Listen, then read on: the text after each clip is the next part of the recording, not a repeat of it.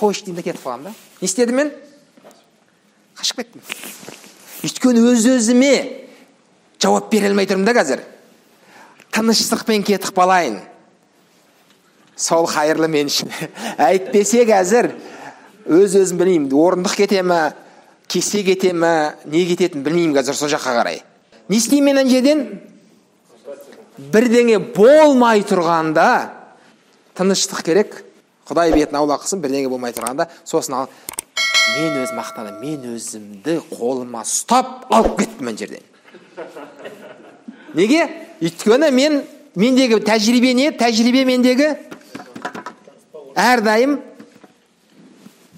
жаман жолға келген кезде не істейтін едім мен? Қайталасып кетеді. Бірақ осы жолы деген сияқты енді кішкене жұмыс істеп жатырмын өзіммен. Ана жерден қашып кеттім. Бірақ қайтып келу керек болады енді. Әйтеуір қайтып келесің ғой енді.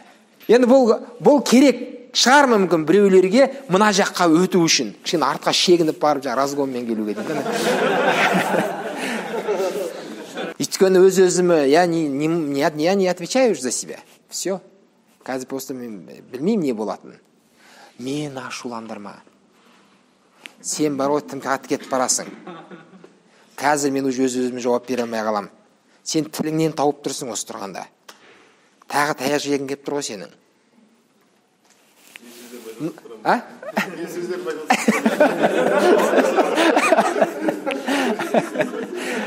Бұл деген қараңыз. Мынаны жіберетін десе. Олар қайсында? Кешіріңіз енді, менің орнында болсам, сіз менің орнында болсаңыз бар ғой, түсінесіз сол кезде. Мен деп айтады, консультациядағылар. Жігіттер, менің орнында болсаңыз, енді сіз түсінесіз сол кезде. Не үшін? Өйткені басқа жолы болмады. Басқа вариант болмады ана жерде бар ғой енді. Ана жерде бар ғой енді. Білмеймін, сау адам тұра алмайды ана жерде. Түсінесіз ғой?